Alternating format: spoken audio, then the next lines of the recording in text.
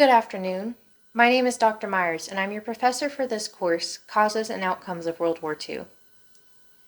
Now, to understand the causes of World War II, we first have to understand the ending of World War I. And World War I ended in a lot of financial disparity for most of the nations in the world who participated in it or were affected by it. So, World War I left a lot of countries with a massive amount of war debt. And because of this, there ended up being a lot of long-term effects that led to the stock market crashing and the Great Depression, and inflation shooting up in many countries. So to try and solve the issue of this major debt whenever World War I ended, the Treaty of Versailles, which was the peace agreement that Germany had to sign to end the war, outlined some of the requirements that Germany had after the war, and one of the biggest ones was that they would be fully financially responsible for paying for all of this war debt. Now, this was a problem because the German economy was not equipped to pay for multiple countries' war debt. However, in order to make peace and end the war, they had to sign it. And so whenever they sign this, the German government doesn't really have an effective way to get out of this debt. They inflate the price of everything to try and get some of the money that they need to pay off this war debt. However, that doesn't solve the issue. That actually causes the German dollar to decrease in value to the point that it becomes almost worthless. But instead of stopping the print of their money, they instead try to keep the economy going. And what this leads to is people working multiple jobs and still not being able to pay their bills and afford food. It leads to a lot of starvation, it leads to a lot of financial struggle, and there's a lot of anger and resentment among the people. And with this anger and resentment, rather than directing it at the German government and how they are handling Germany's economic situation, instead a lot of this resentment gets projected towards minority groups. Now, this is very common whenever any country is going through hardship for minorities to be a target. And this is because in any time minorities are a target because of their lack of representation. However, whenever Germany does this, it becomes very dangerous because this actually ends up getting weaponized by certain political parties. And the National Socialist Workers' Party is the main party that piggybacks off of this idea, this blame shifting, and trying to blame all of the problems for Germany's economy on these minorities. And the minorities they target are part of these 5 groups. They're religious minorities, racial minorities, social minorities, political minorities, and immigrants. And the main group that we hear about getting targeted during this time are Jews, because in Germany, Jews fit 3 of these groups. They were both a religious minority and a racial minority, but a lot of them were either immigrants or descendants of immigrants. And so they ended up becoming the main minority group that would face oppression during this time, but many other social groups were also being targeted as well. And so what you have happen is Adolf Hitler, who isn't a career politician, he was actually a World War I veteran and art school dropout, that used his background to gain sympathy from the people, to talk about how he himself had suffered from the economic situation in Germany and had also been a victim of the war. And so he gains a lot of popularity among the people despite his lack of political affiliation. And he ends up using this sort of blame shifting that Germans are doing, and he makes that his main selling point. He starts telling people that he's going to fix all the problems in Germany by prosecuting and persecuting all of these groups that the Germans have convinced themselves are the source of all their problems. And so what he does is he takes advantage of the National Socialist Party, or the Nazi Party, because he's gained popularity within it, and he gives them the 25-point program, which outlines his goals in persecuting these groups of people. And whenever he runs for chancellor, he uses the Nazi Party as a means of intimidation. They wait outside the chancellery building and they actually intimidate people into voting for him. They have this sort of silent threat of violence that they will get hurt if they do not vote him into power. And so a lot of people are coerced into voting him in as chancellor despite not actually promoting him or wanting him there. And after he becomes chancellor, he very quickly becomes dictator of Germany through the same means.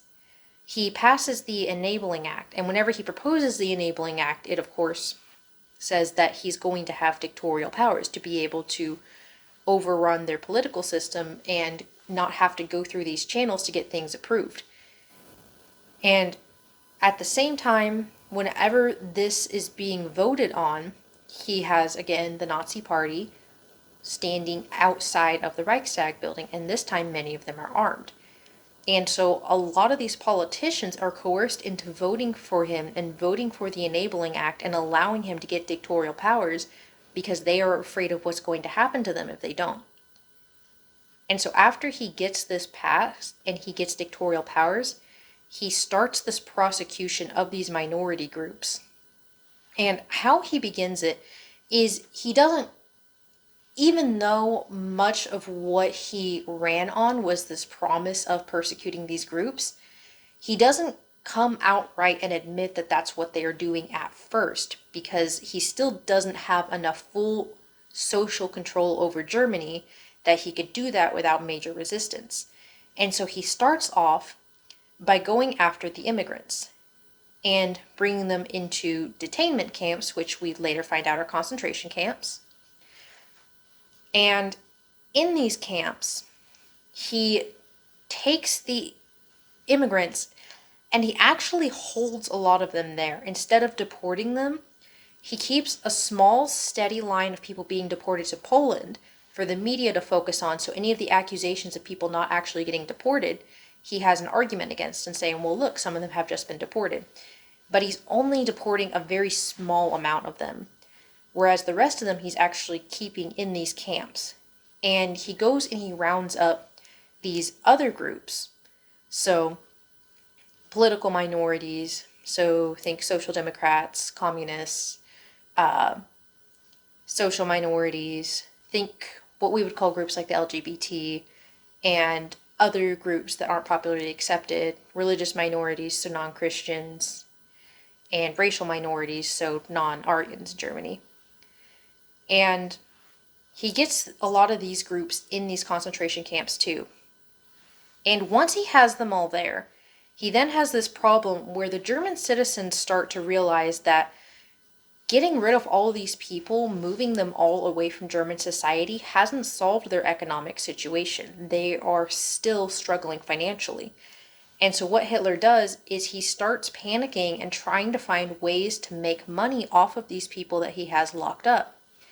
And he does this by taking these groups of people that he has there upon arrival to the camp, and he separates them into categories. He first starts off by separating those that he considers to be able-bodied, so those with good health, good physique, those who can do a lot of physical labor, and he puts them into these camps where they're doing a lot of unpaid slave labor. And then those that are not considered physically capable of labor, so think children, the elderly, the disabled, pregnant women, people like that, he takes and he puts into this other category where they have these scientists who come in and they take the ones that they want to study on, to do human experimentation on, and they take those ones, and the ones that they don't choose get mass executed. And whenever they're mass executing people, they're even going as far as to save all the resources from these people, almost like you would with an animal. They are taking their skin from these dead people and they're using it as leather. They're putting it into lampshades. They're using it to make furniture. They're shaving the hair from their heads and they're putting it into stuffing. They're putting it into furniture. They're taking their teeth out. They're using it to make ivory. They're taking the fat from their bodies and they're selling it back to soap factories, and they're actually putting it into soap that German citizens are using. And so they're actually, a lot of Germans at this time are unknowingly using products made from human body parts. And there's even some, I don't want to go into the full details of it. You can read into that inside of the lecture because it gets very gory with a lot of what they were doing here. They did not waste any parts of these people. And so you have a lot of these human remains that are actually being put back into byproducts for German citizens. And whatever is left over, they do burn. And so you have thousands of people that are dying from this, that are being mass executed. And those that aren't dying, they're either going through experimentation or slave labor. And of course, there's also a large amount that are just being held and detained. They're not getting to all of them at once. Not everybody is being treated this way at once. And there's even a few that are getting deported. But for the most part, you have this massive human rights violation that is going on during this time. And even with all of these efforts, Hitler is still not able to pay off Germany's debts. And people start to notice that. They start realizing that this guy that they voted into power isn't delivering on his promises, and they get upset with him. And so Hitler starts to panic, and he tries to find another way to make back the money that Germany owes.